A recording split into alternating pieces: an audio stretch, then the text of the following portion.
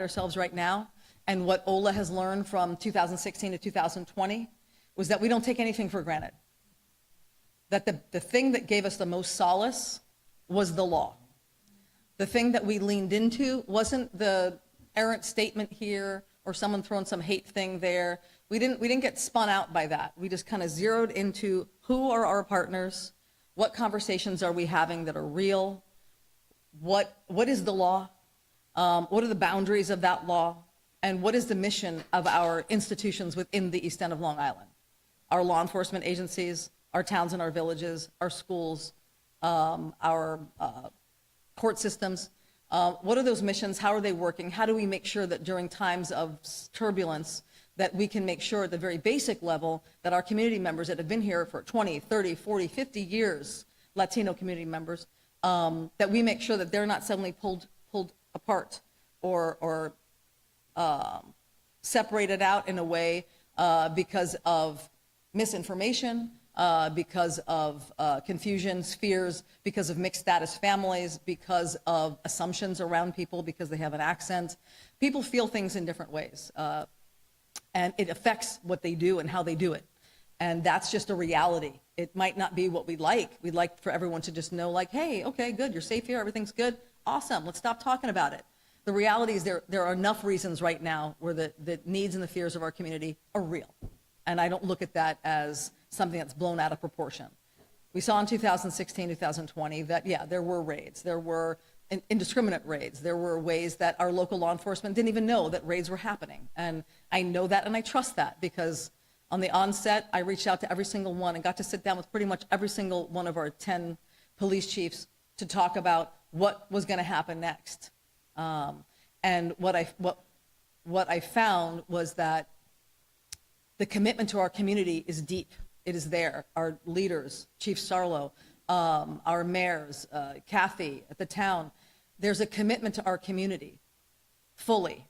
But the breakdown in terms of how that gets communicated or where those fears are living and being realized is something that we just can't throw aside and say a couple of words are going to do the trick. There's no statement that the village is ever going to put out, that the town is ever going to put out, that is ever going to address what the deep concerns of the everyday folks that are living here, what they might have. And I'm focusing right now on Latino community members because I work for OLA. I will say that I think that this trend or anyone feeling uneasy at the ground underneath them, whether you have family members, whether your children are going to school with other folks, whether you have a mixed family yourself of Latino family members and whatnot, your workforce, you work in a place where you work with Latino folks, whatever it might be, everyone here is touched by, in some way or another, by the foundation and what's changing right now for us. And that's why you're here, and some for different reasons, and that's okay. I respect all of it. But what I found in 2016, 2020 is that what I was able to lean into, and I think some of the most meaningful conversations I had with leadership, elected leadership, and also law enforcement, was what is the mission that each of those agencies has? And that's what I want to skip to right now, is what do we feel is the most important thing? I want to do this exercise with me. So most of you here from East Hampton, you spend a lot of time in East Hampton? Yeah, okay, a lot of you. Or even if you're in Sag Harbor, even if you're in Wainscott, Sagaponack, wherever you're from, or wherever you've come from. I'm going to venture a guess that when you leave Guildhall after seeing, maybe a live stream of opera, that you're not carrying your mace in one hand and your keys like this in the other hand. Is that correct? All right. If you're coming out of Stop and Shop, or you're coming out of Citarella and it's dark, or you see a group of folks that you don't know, that you don't clutch your bag and run real fast. Pretty much, right? I'm just going to say that we live in a safe place. We live in a safe, beautiful community of a lot of hardworking, dedicated, contributive folks. I want to point to a couple of reasons for why this is a safe and healthy community. I think it has a lot to do with, number one, the law enforcement that we have, both at the town and the village level. Also the leadership that we have at the town and the village level. I think that has a lot to do with it. That's one factor. The second factor being the beautiful, peaceful, hardworking, contributive members of our community that include very much so a workforce mostly made up of Latinos or other folks that are immigrants, but let's say Latinos, a lot of them are. some Jamaicans, some other folks, a lot of Latinos. We've got a beautiful space here. I don't think there's any one of us that can honestly say that we are under siege, that we are running around with mace in one hand and, some other kind of weapon in the other hand. That's not what we are living. We are not living that. And I ask you all to please make sure that as we start changing the balance of maybe what we accept as part of our dialogue or narrative, that we don't allow that to kind of creep in there. We don't have to sacrifice our understanding of humanity because you're afraid to walk from Guildhall to your car. We're not living that. And I know that our leadership is going to make sure that we have a healthy community, that we keep things in check, because I do trust in law enforcement to do that. Also, there's another gentleman there, Officer Danny Munoz, who's an awesome person on the force, and Chief Sarlo, I'm sure, will attest to that as well. We've got some great partnerships, and we know the work that they do. But given that, we have to be very careful about what we are potentially losing sight of, which is that unless we are very, very clear about the role of our governance, our law enforcement, our rules, what we will do and what we won't do in relation to ICE, as it relates to things that are mandated, things that are you have to do. I mean, if you're going to break the law, we would never ask law enforcement or the towns or villages to break the law, number one. But we have to be very mindful of what those perimeters are and what our role is as a town and a village when we know what's at stake. And we already know that raids happened in 2017 indiscriminately. Law enforcement didn't even know some of the times. There were cars pulled over on the side of the road, people on their way to work. There were people going into homes, people going into workspaces. We know that it's going to be a little souped up. We know there's going to be another way, another approach to that. And instead of just kind of resting ourselves on the fact that we can feel good that, yeah, we're not going to do the work of ICE, thank God. I don't use Nassau County as any kind of barometer. That's the lowest that we can go. I don't use that. Well, at least we're not doing that. Well, at least we're not putting babies on skewers. No, yeah, I'm not going to use that. We don't have to look at that and say, well, at least we're not doing that. We need to look at what we collectively understand as the beauty of our own towns and villages, and what the mission to uphold that safety, that security, the health, the financial health, the health of our environment, all of it. We're all leaning into that. We believe in some beautiful stuff, some open space work that East Hampton Town does, the safety, the work with children and mental health that I know that Kathy Burke-Gonzalez is a big part of, with our school system, with our South Fork Consortium on Mental Health that OLA is a very big part of as well. We lean into all of it. OLA doesn't suddenly pop up because we want to talk about immigration. I've got people in the audience right here that are the main contributors to our OLA scholarship fund that is $18,000 per child up to for a 4-year commitment. We have 20 kids that we've given out these scholarships to. We are committed to the health, to the thriving of our youth. We're committed to the elderly. We're working with East Hampton Town Senior Services right now to make sure our elderly are getting services on how not to fall, and making sure those are available in Spanish as well as English, Tai Chi in Spanish as well as English. We are committed to the full community. I am committed to this full community. And I don't for a second think that we are allowed to let a chunk of our community drop because we're afraid that maybe there's a chance that we might lose some federal funding. Listen, if that's the reality, let's understand what that reality actually is. Let's understand what percentage of our funding for East Hampton Town comes from the federal government. Let's honestly look at that. But the reality is there's nothing that OLA is asking for or suggesting that would put us at risk to either break the law or lose funding at all. I want you to know that I'm not even using the word sanctuary, and there's a reason for that, even though I'm in this house of faith. I'm not using that word because I think it gets overused. I think it gets used against people that might need it the most, and it just confuses things. It creates a sort of a political, it's like a football. It doesn't get us anywhere. The reality is there's the law. There's the law. And if there's a judicial warrant that exists for someone, and that person is in a particular space, there's a good chance that there's going to be a lawful way that person is going to be taken from that space. I don't pretend that there's any other power that exists. I got to tell you. The other piece of that is that there's not one family member that I'm working with that would ever want to live in the basement of a church and have other people bring food to them. because we are lucky to have a hardworking, beautiful, contributive group of human beings that have been living here for a long time and growing families, raising children that are going off to Harvard or starting their own businesses. The last thing in the world they want is anyone to give them anything or anyone to have them live in the basement of a church. That's not what we're looking at. We're looking at how do we make sure that to whatever degree we can, that people can live in the fabric of our community as they have been for years and years and years. There's no bus loads of people wandering around going, what am I doing? Oh, I don't know what I'm doing. I just got off the bus from Manhattan or from wherever, and I'm just gonna sit here in this corner and beg for money or hope that somebody gives me something. That's not what we have.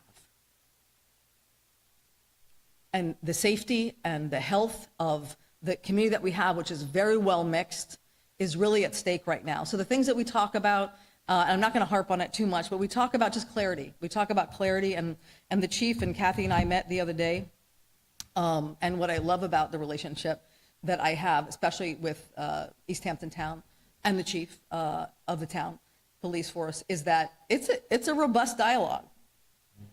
We don't try to get the easy answers and sugarcoat everything. We get into the stuff of it to understand what's really going to work for law enforcement. Where are those lines that we can push or not push? Where are we going to go? Where might this be something that is just not going to be safe? So in terms of ICE reaching out and saying, hey, we've got a warrant that's judicial, and we're going to bring in this guy, and we're worried that maybe he's got arms, or maybe he's going to harm people, or maybe it's going to be in a space that's in the public or close to a school or whatever it might be. And they're going to reach out and say, listen, we need law enforcement to make sure that there's no collateral damage and that kind of thing. Personally, and I've talked over this with my team as well, we feel that that's more than reasonable, you know? So there are times when we're talking through where the resources of East Hampton Town Police might be pulled in to make sure that the rest of the people of East Hampton Town are also safe. So those are reasonable conversations that we have. Other pieces that we feel that we're pulling out and kind of studying together are understanding why OLA feels, and not just OLA. There are Westchester towns that I'm in contact with. There's the AG's office.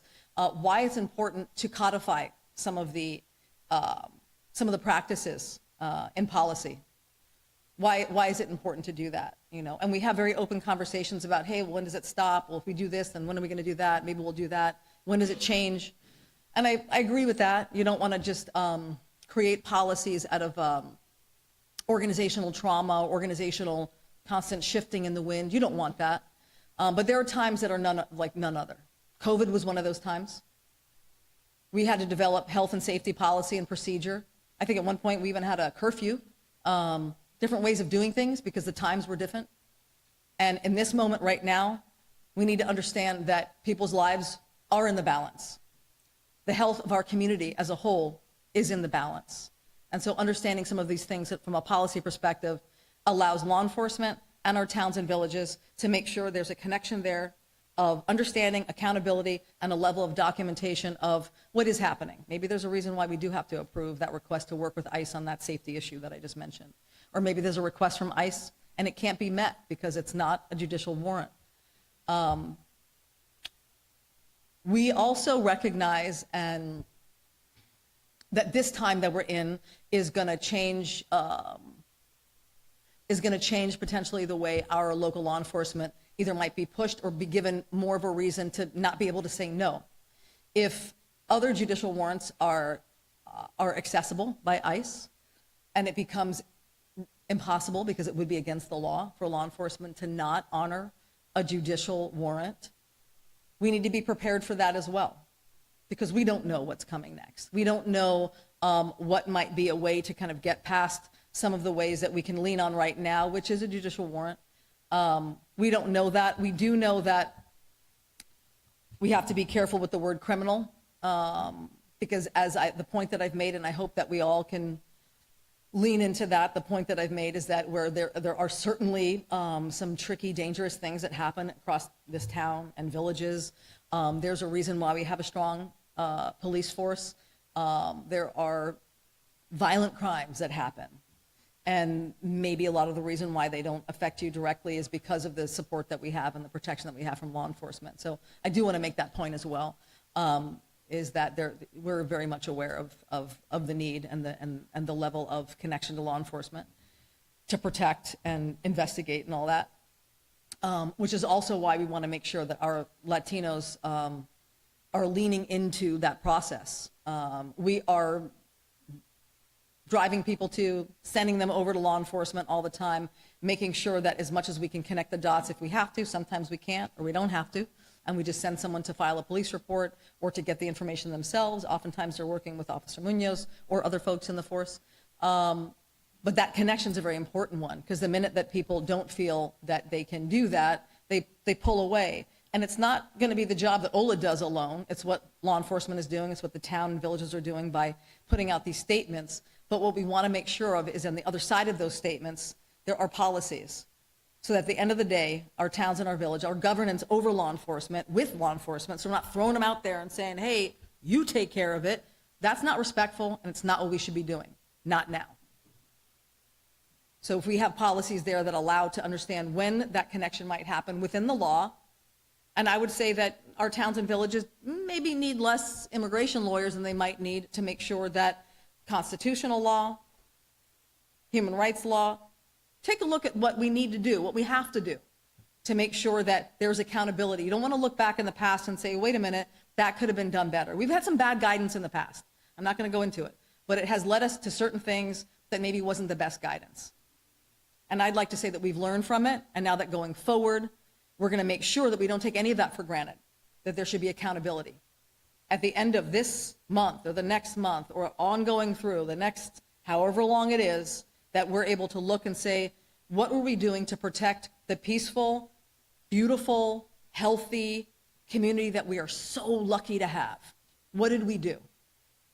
And is there a level of discomfort that we have to push it a little bit to make sure that we're really lining things up so that we can actually speak to that, all of us, not just OLA, but law enforcement, the town, individuals can speak to the fact that there are policies in place that are very clearly marking out what is going to be a connection and what's not, to a degree.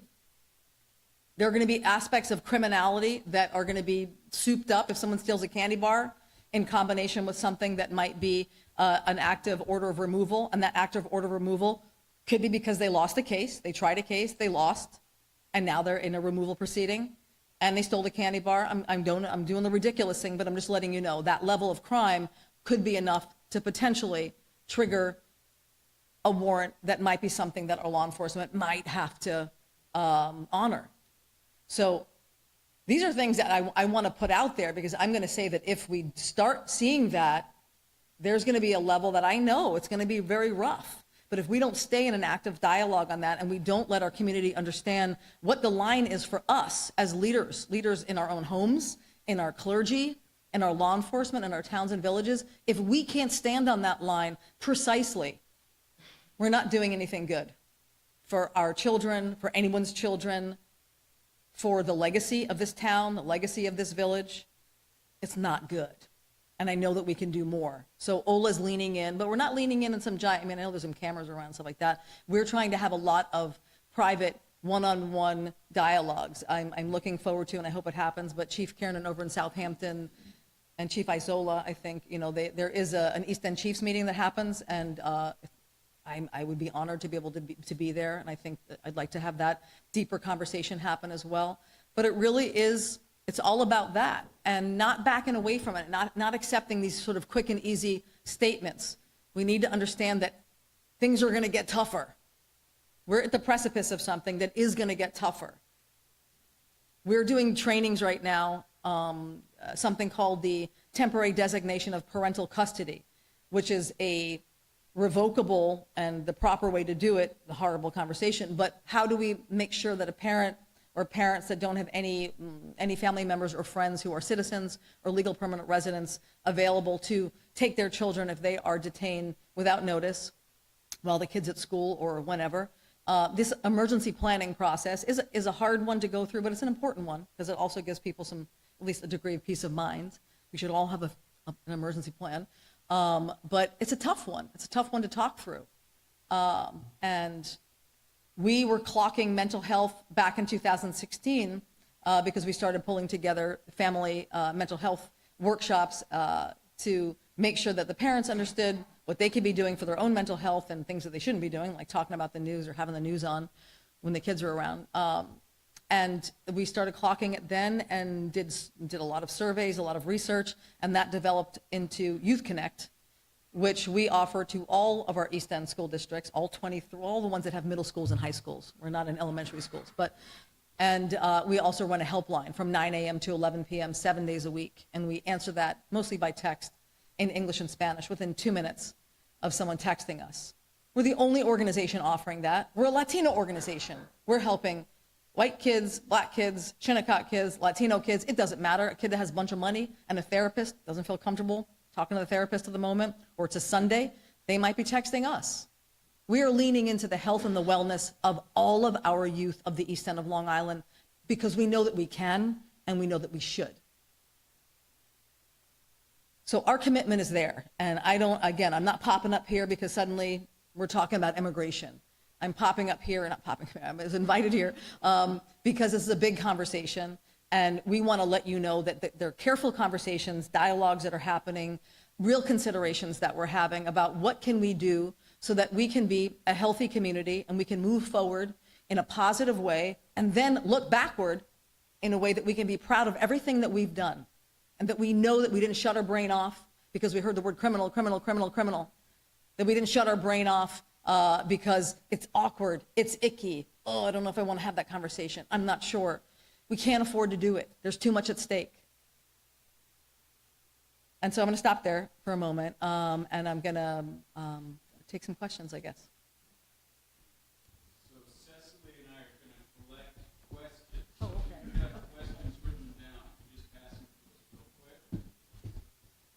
quick. I will, as they're doing that, I will give you a little bit of an update that in terms of some of the work that we do that's been affected by some of these shifts is we've been involved for about 4 years now with getting funding from the CDC Foundation. That started off as a focus on COVID, but then kind of morphed into health access, social determinants of health, and making sure that people are connecting to the doctors that they have access to and not pulling away, making sure that they have more and more transportation access. We run a free transportation service. We've got volunteers in this audience right now who have been so effective and helpful in getting people to their cancer treatments, to their radiology appointments, terminally ill children, elders, what have you. This is a service that we run that's free. So that CDC Foundation grant has been ended. We had 1 more year of that. It's a shame, but we are not firing that person.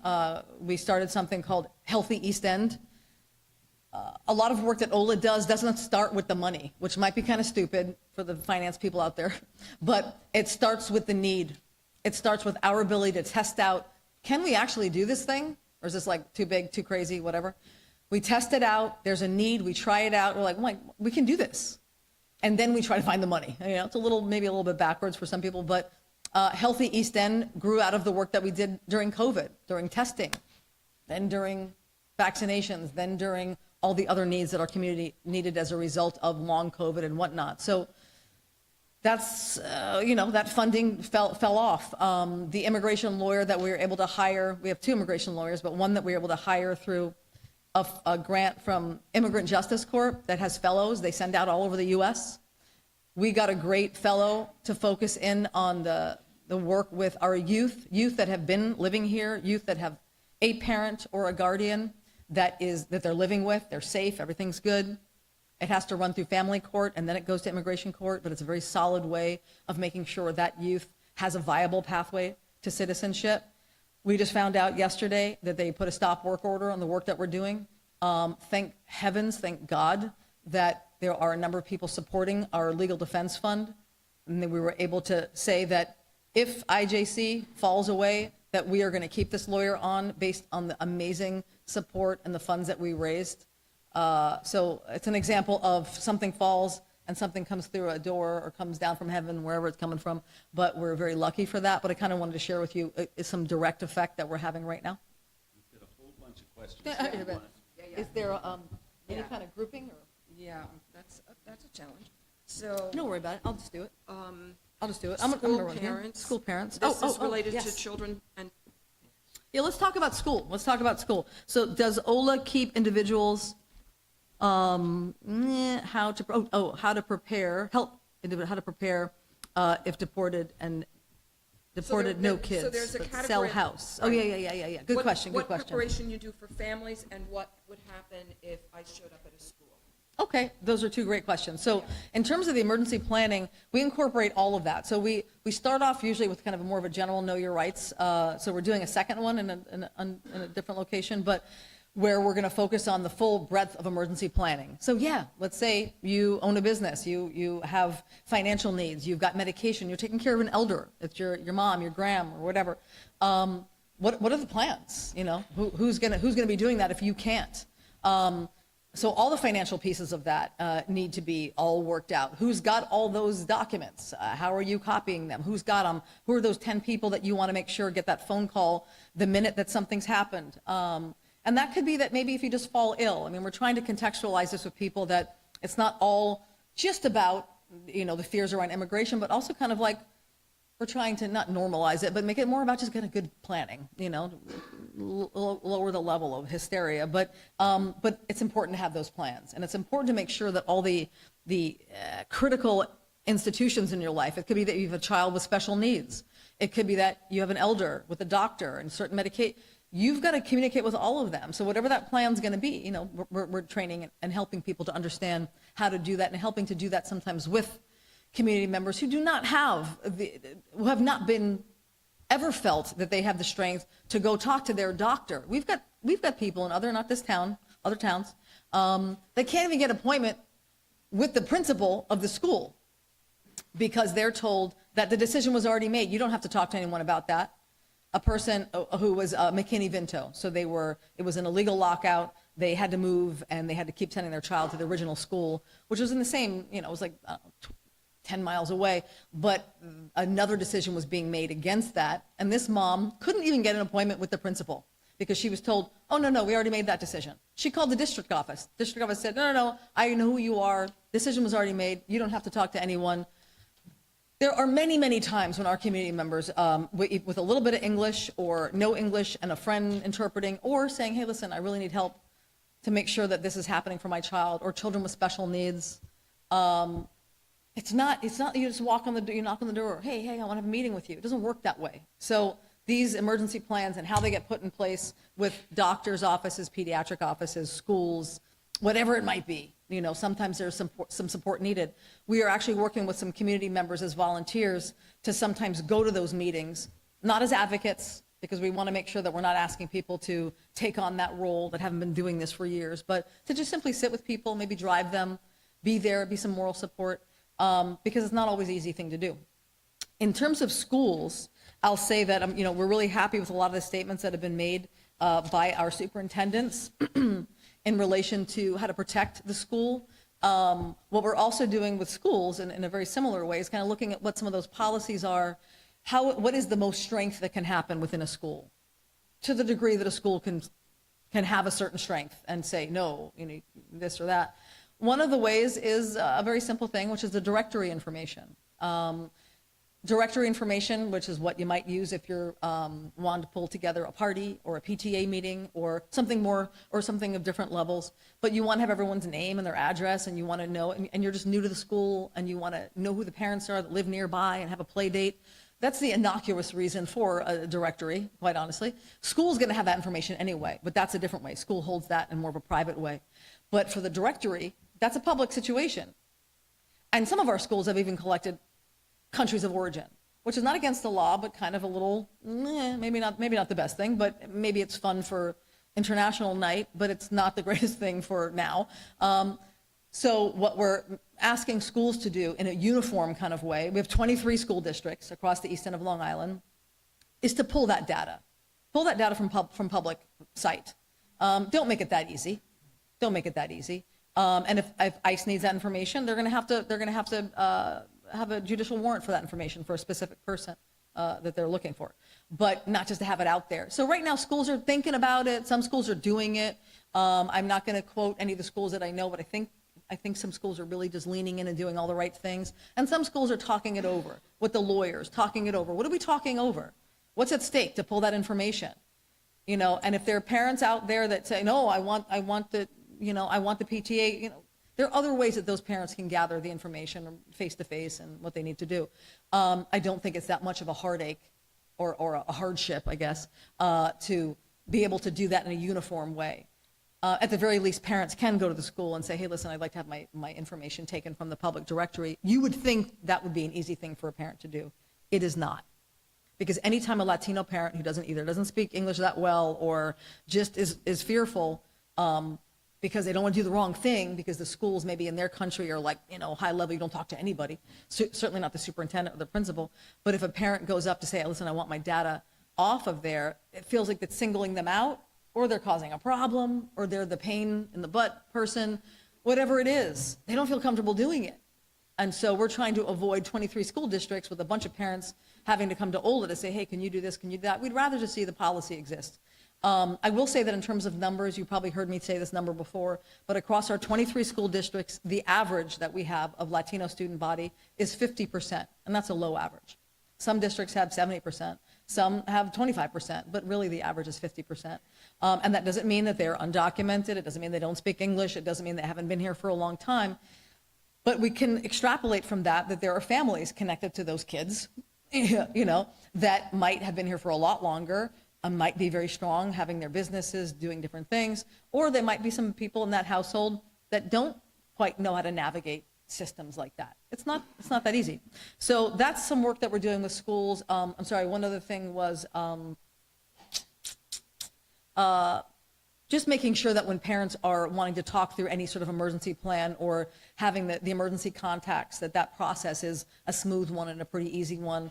And as much as we can make it kind of consistent, because we don't want to have it be that someone puts together their temporary designation document and then a school doesn't recognize that. So we're trying to do work on the back end and make sure that all the districts understand the documents that we're working with that are fully acceptable documents by law. But we just want to make sure it can go as smoothly as possible. Also with doctor's office, pediatrician's offices. So drilling down on families with children, is there a need for support from the wider community around being emergency guardians? So thank you for that question. We recently had a meeting with a couple who was willing to take that role on. And it's not an easy role, and there's not one family that wants to even consider that. In fact, the one family that was really, really worried with a little 8-year-old girl expressed to me, they don't have anyone. They didn't have anyone that was documented that they could do this with.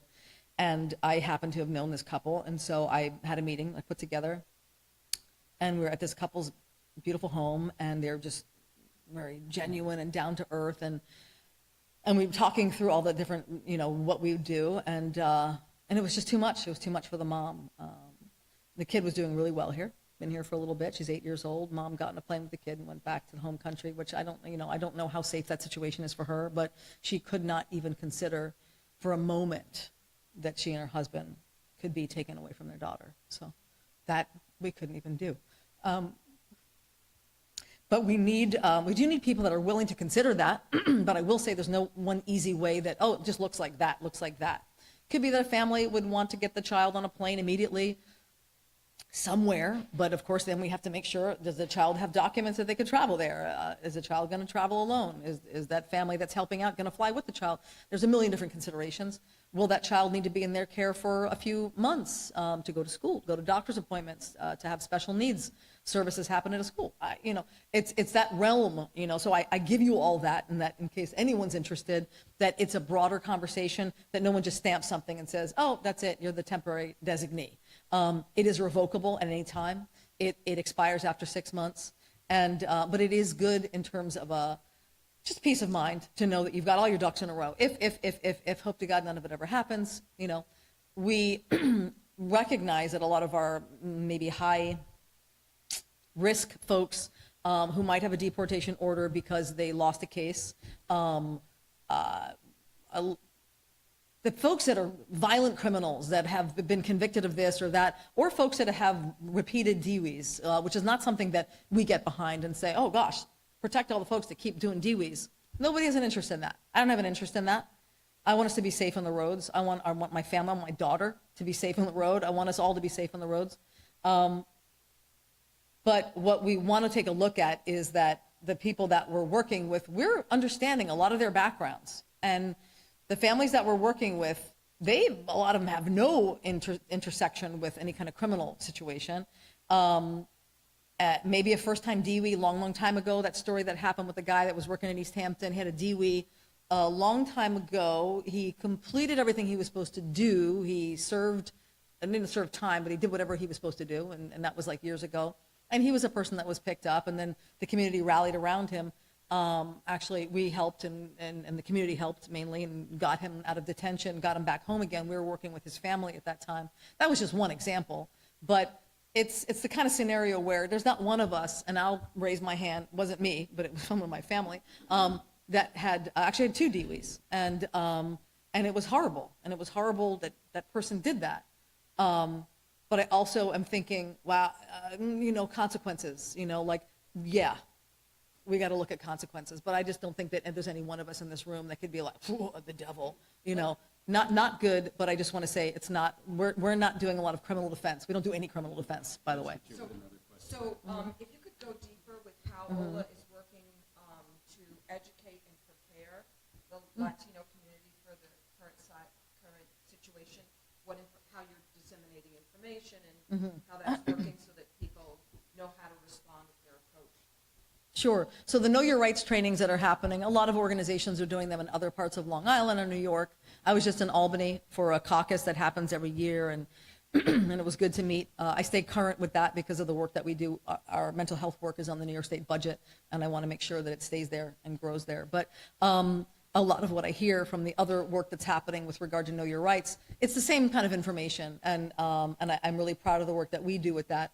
We are working small groups at a time, so it could be that we did one where we had, I think, 25 families.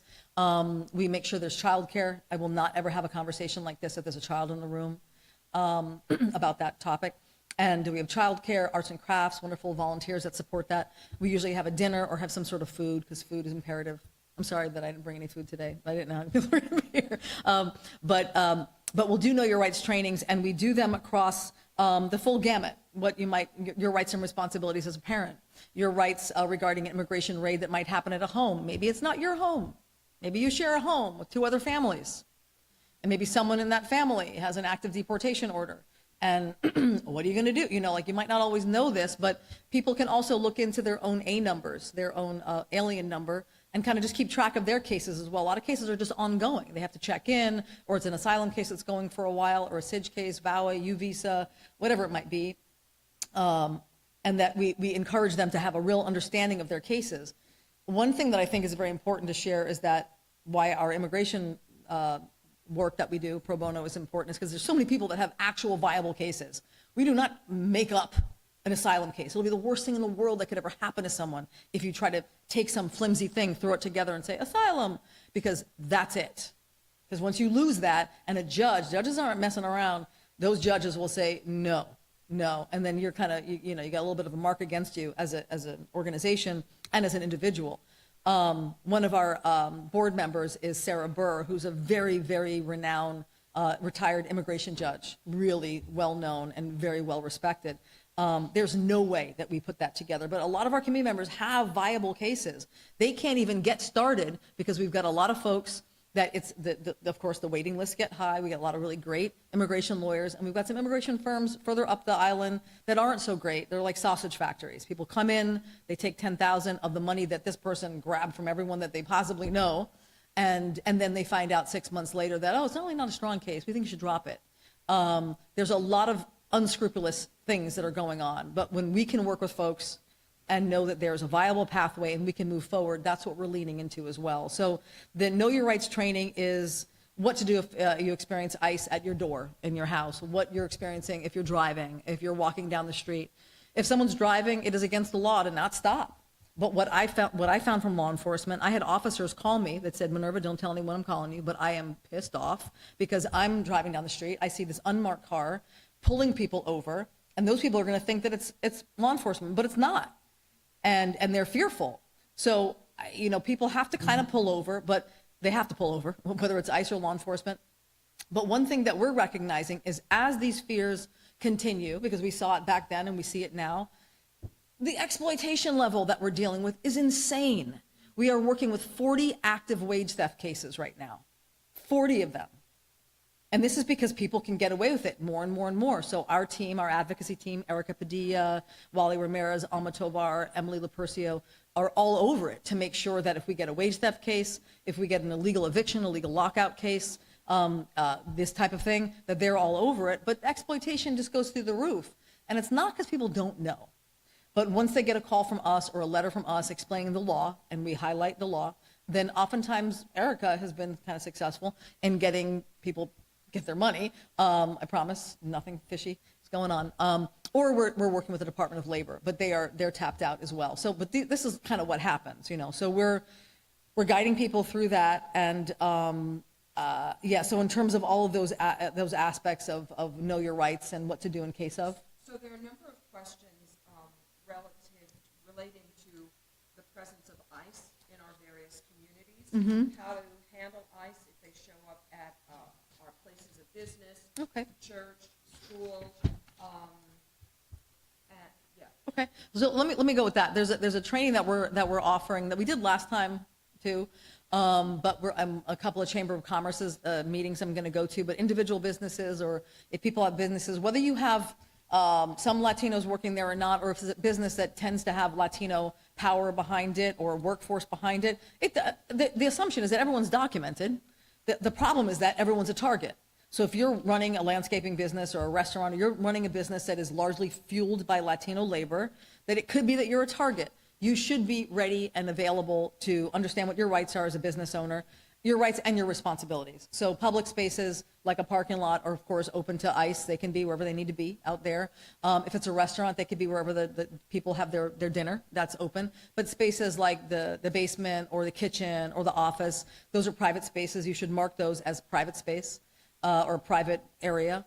To get into those spaces, they should have a judicial warrant.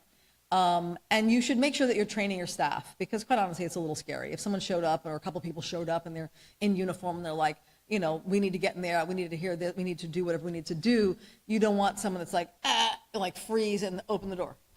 You want to make sure that they're trained on, they don't have to let anyone pass that private space that doesn't have a judicial warrant, and that warrant has to be correct. It can't just be a judicial warrant for Main Street or the restaurant that's 2 doors down. It has to be your restaurant, has to be specifically what it is that they're looking for within your restaurant. And you can't lie. Don't lie, don't lie. Don't have anyone run. Don't do any of those things. Not good. It doesn't help anyone. So there was a question about judicial warrants. Yeah. It should say this place.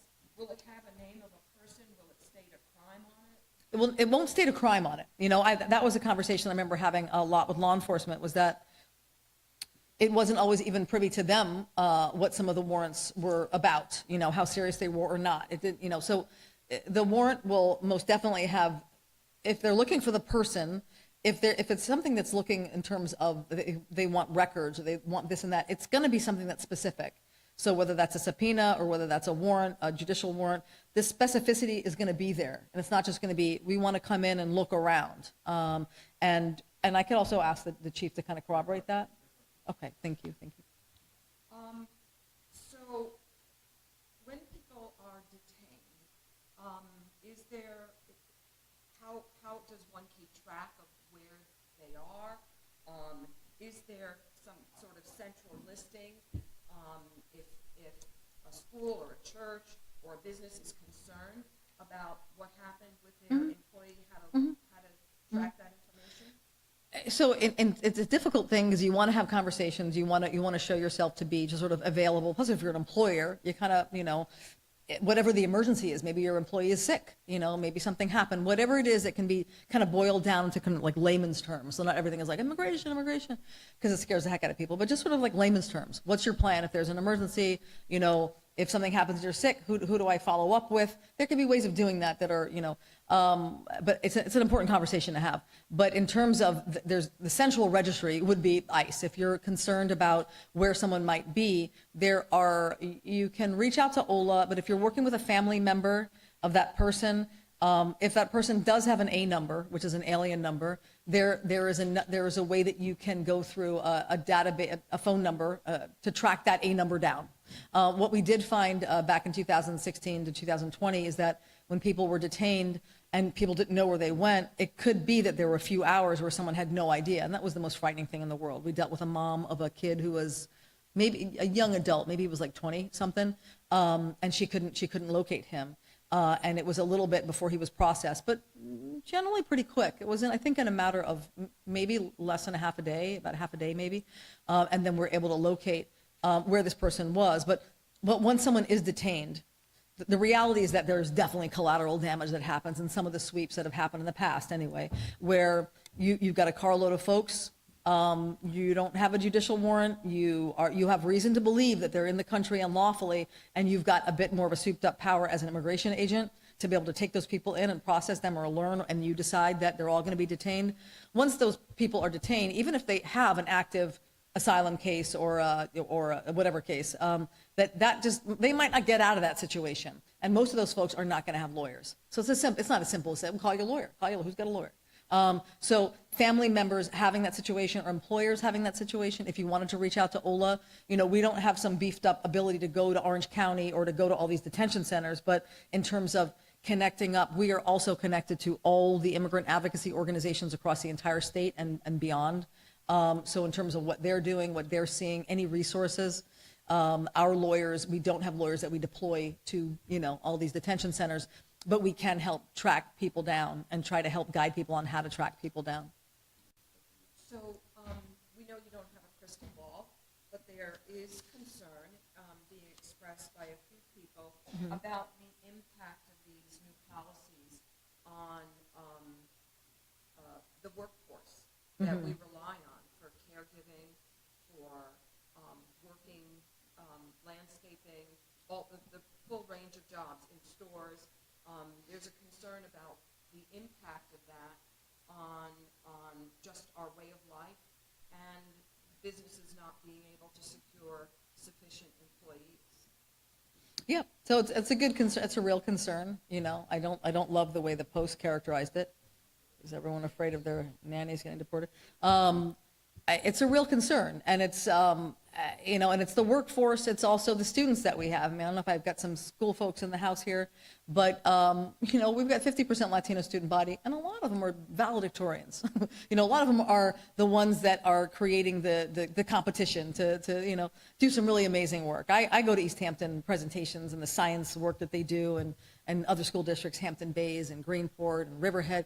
We've got some high achieving Latino students, so the impact, and they're also starting businesses. They're also, doing that. So the reality is that it's going to have an impact, and it's not because those folks are necessarily even undocumented. It's going to be that they're working in environments that they can feel that there's a giant target, and I don't think people are just going to turn and run if it's a great job and it's been part of their life for a while. But it's going to be something to understand as an employer, as a community member. What are the other ways that we can support so that this fabric of this community that it exists because we're all in this together. It doesn't exist just because of the workforce. It exists because we all kind of contribute to what we try to create here. And I can only believe that with the leadership that we have, that we try to create this thing that we have, and we're not terribly unhappy with it. So how do we work together to make sure that it doesn't get its back broken? Yeah. So there are a few how can we help type. How can we an individual talking about rallies, another individual asking about the possibility of bringing Latino and English-speaking people together for affirmation and support and creativity around these issues. What can houses of worship do? So a lot of how can we be helpful to one another, helpful to OLA? Thank you. It's a great question.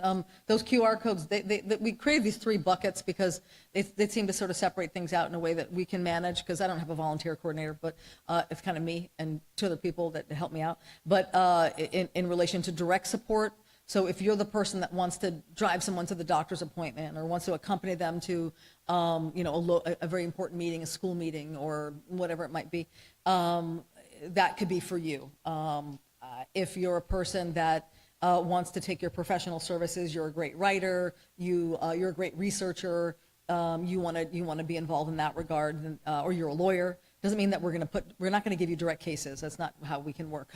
But if you just have some insight and you want to bring that to the table, awesome. And then there's fundraising and events. We only do one, but we do other events that are that we want to make sure that we're making the most of in terms of getting people in and not for money, because most of our events are $10, $20. We've got one fundraising event that we're going to do in Sag Harbor.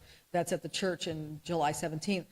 But the rest of the stuff is just, the reason why we do it is to bring people together. So when you see tickets for our Pachanga go on sale, which we're doing in Riverhead this year, try to get those tickets. I think they're going to be $20 if you buy them, advance sales. But we do that on purpose so that we can have Latino members of our community, non-Latinos, salsa-loving people, rock and roll-loving people.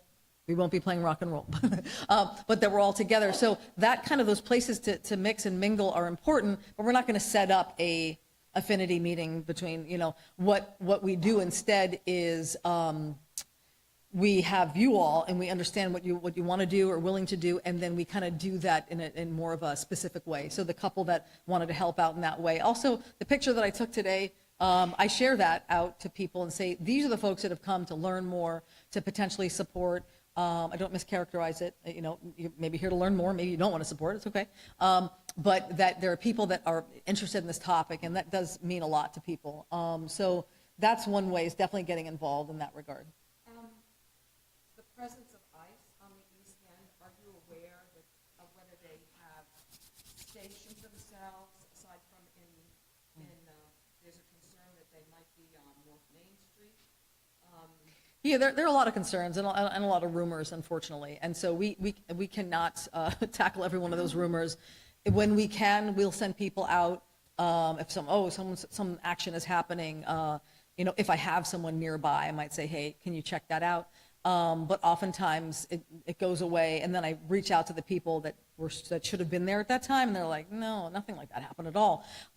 Or sometimes if it's something big, I'll reach out to law enforcement and say, do you know anything about that? And maybe they would have, or maybe they know for a fact they had their force out there and they know nothing happened. So there are a lot of rumors. We do not use our social media to track down all the rumors and say, oh, this is happening, let's check that out, let's check this out. We don't do it. It's hysteria. It's not good. If something were truly happening, we would, and we knew it, what we would, and what we encourage anyone to do, and we have encouraged people in other Know Your Rights trainings, is to document it. So if you're thinking that something's going on, maybe it's nothing, or maybe it's a traffic stop that had to happen, or maybe it's the ICE people that you think are ICE are the fire marshals. That happened recently in one area of the town where they were fire marshals, but people got freaked out and they thought, oh, ICE is here. So someone documented it, and it finally got around. It's like, no, those are the fire marshals. That's okay. But if documenting that is not a bad thing. It's not against the law. You do not want to get in the middle of something that's going on. You don't want to interfere with law enforcement who might be doing some particular action and say, hey, what are you doing? Why are you doing? What are you doing? I know the feeling is there that you want to protect, that you want to have some control over something that feels like there's no control. And you want to protect your community, but you just can't, you don't want to put yourself in that position, and you might actually make it worse for the person, and you might actually make the law enforcement officer, it might be unsafe for them as well, because it could be an action that has to happen. So, but documenting it, and then writing, we have a number that we give out. If you're interested or whatever, you can call us, but it's a text number, so that if you took a picture of some, on the corner of so-and-so, here's a picture, or you just describe it. I'm seeing 2 big black cars unmarked. I see 5 guys in vests that say police or say ICE or say whatever. I see 3 people. Now, ideally, there's a photo, because sometimes if we can't locate someone and that person should not have been detained, and we have a picture of them, and we get their mother calling, or their wife calling, or their husband calling, we're able to say, well, wait a minute, the last time that we saw that person was in this corner. It can be effective, it can be a good thing to have, but only if you're safe to do it, and if that's something that you would want to do. But we do encourage that documenting these things is very important. Any other questions? None of the tough questions? It looks like maybe we're one or two from the audience, but what I'd like to do is to wrap up maybe with one or two final questions, and then we have the chief here, we have people from the village, from the town here. If we give people permission to kind of just informally have conversations, I think that might be better one-on-one than in a big group. But I saw just a handout, so maybe somebody can get a question out. Yeah.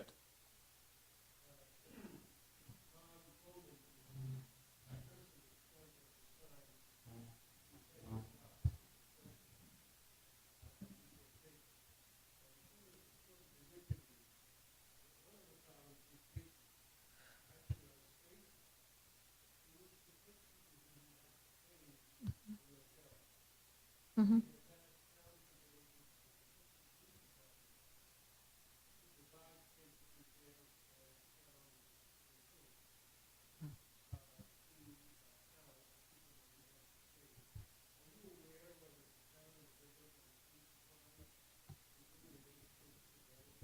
To my knowledge, no.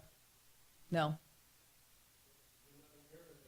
I absolutely am confident to say no. I think that would put a terrible liability on our towns and villages, and I know that our police force is not willing to do that. In terms of warrants, in terms of judicial warrants, if someone is being held on behalf of ICE because there's a detainer request that is accompanied by a judicial warrant, then that person might be detained for that amount of time that it takes to get ICE to pick them up. And those are lawful means at the moment, but we do want to make sure that those are documented. We want to understand what happened, why it happened, and that it had to happen. But that could be a moment where someone is detained, but within the scope of judicial warrant. Is that correct? Okay. Yeah. Sorry, this gentleman with the hand up. Mm-hmm.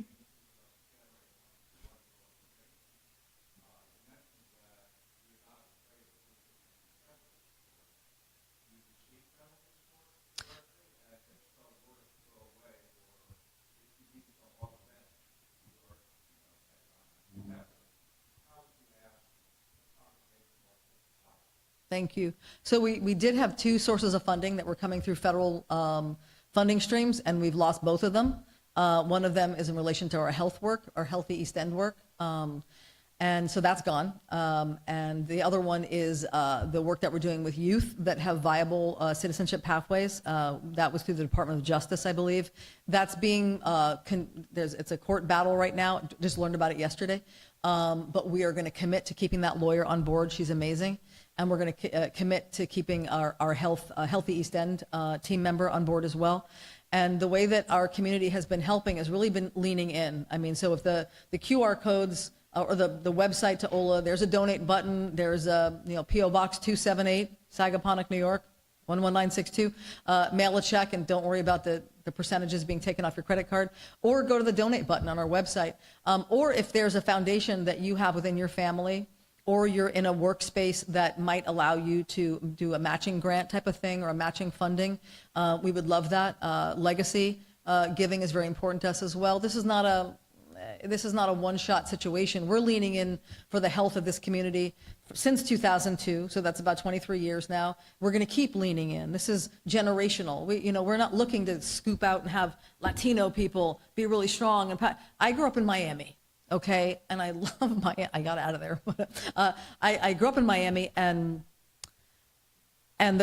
what I see on the east end of Long Island is the ability to have this integrated community that really is this kind of beautiful organism that kind of allows people to rise, to thrive, to work together, to be healthy together, children to be together, and all that. But within that, we just recognize that it has to, that we have to lean into that. We're not here for a moment. We're here for generations. And so, people want to consider that, or even want to get in touch with me directly about the work that we do in education, the work that we do with our scholarship fund, so it doesn't have to all be about immigration. It could be that you want to support OLA's work that we do in the arts even. That is a way that we have conversations that are very difficult to have, that we cannot have otherwise, the film festival that we run. But, we unfortunately also have to be ready for crisis. So right now we're in crises, and the way that you want to support might be very specific to you. But any of the ways that you can consider, even cultivations, people having a cocktail reception or coffee and tea, they bring 10 people together that might be willing to write some checks or volunteer. I'll show up. Maybe some of my team members will show up with me. We are here for it, and we dedicate our time, all of our time, to what we're doing. Yes.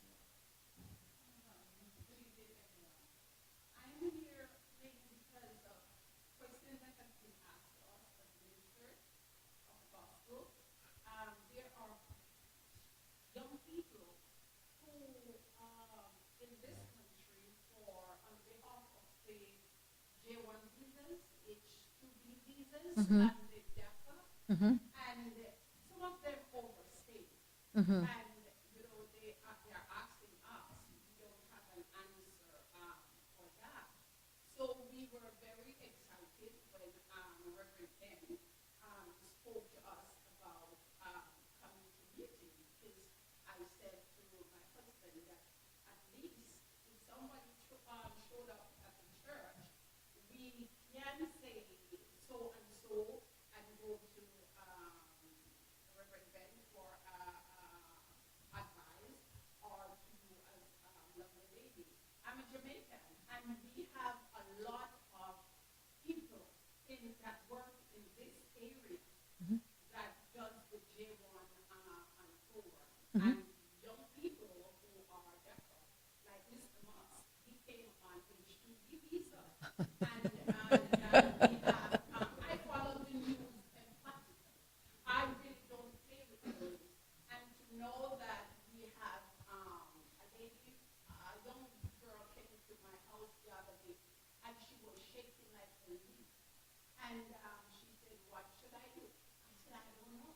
So let me answer that question if I could.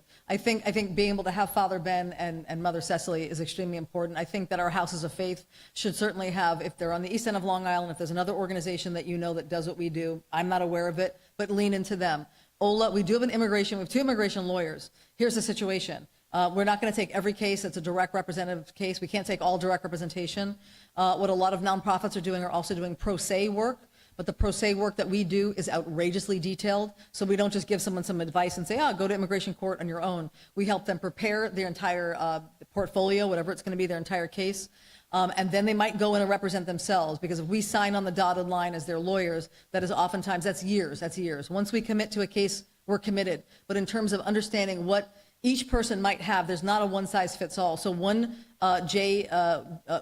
visa that's overstayed might look differently for one individual than it does for another. It could be that one has a viable pathway in another regard, or they don't. It might mean that they are on the radar now with a removal order, or it might not mean that. It's very important that any advice you get is being given by an immigration lawyer and someone who has experience doing this kind of work, and not someone who wants to do you a favor.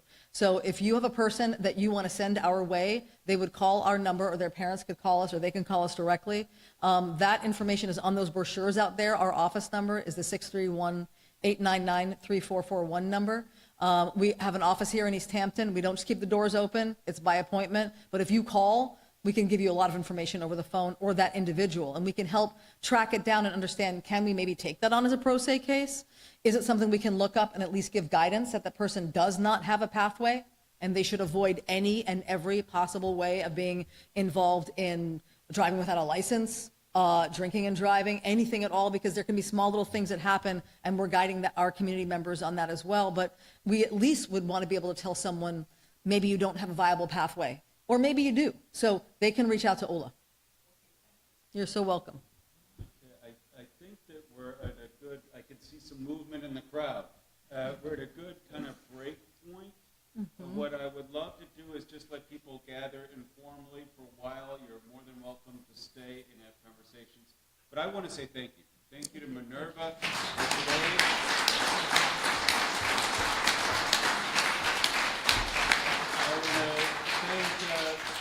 Broderick for leading us today. I want to thank the chief, the mayor, the people from the town and the village who are here too for all of your great work and for all of you. So thank you again.